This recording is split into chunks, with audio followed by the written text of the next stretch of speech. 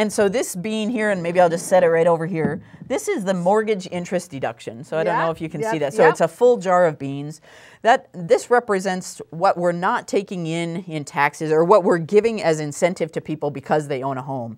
It's about $350 million every year.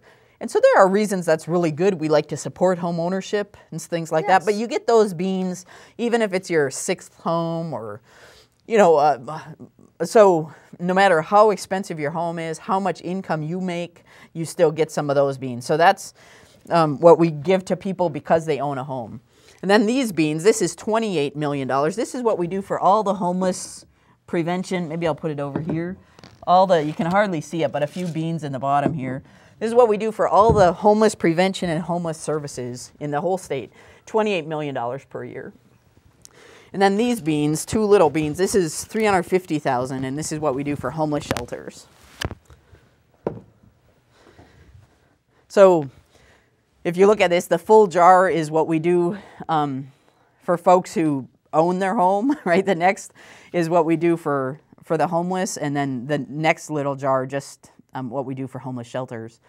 And so some people might argue that we might be able to end homelessness if we took just some of those beans from the full jar and put it into preventing and ending. And just a reminder that when we put beans in this middle jar, it saves the state money in the long run. But then I wanted to bring an addition, so I don't know if you have questions about that. And then I have additional jars this year. Yeah, because last year we had just the 3 jars. So show us and tell us about the other jars. Well, yeah, so I wanted to talk a little bit about the governor's budget proposal and what he's doing. So he's saying, you know, if you own your home, then let's really double down on that and help you out. So this is $700 million a year he's doing in property tax rebate. So that might be right off the screen, but there's 3 jars. It's off the screen, off the chart. I'll just assemble them together here like this, maybe. Oh, it looks like they're getting ready there to adjust the camera. All right. Yeah. So we'll do this. He's adding $700 million to folks who own their home. So yeah, kind of leaning tower of beans there. Yeah. And then for folks who are, for the homeless, you know, with this return on investment, he's putting 10 more beans into their jar. So I'll just dump these right in. Okay. This represents 1.5 million. And so we appreciate that effort, of course. But we just think one of the jobs of this legislature now is to figure out, is this the right balance? Right.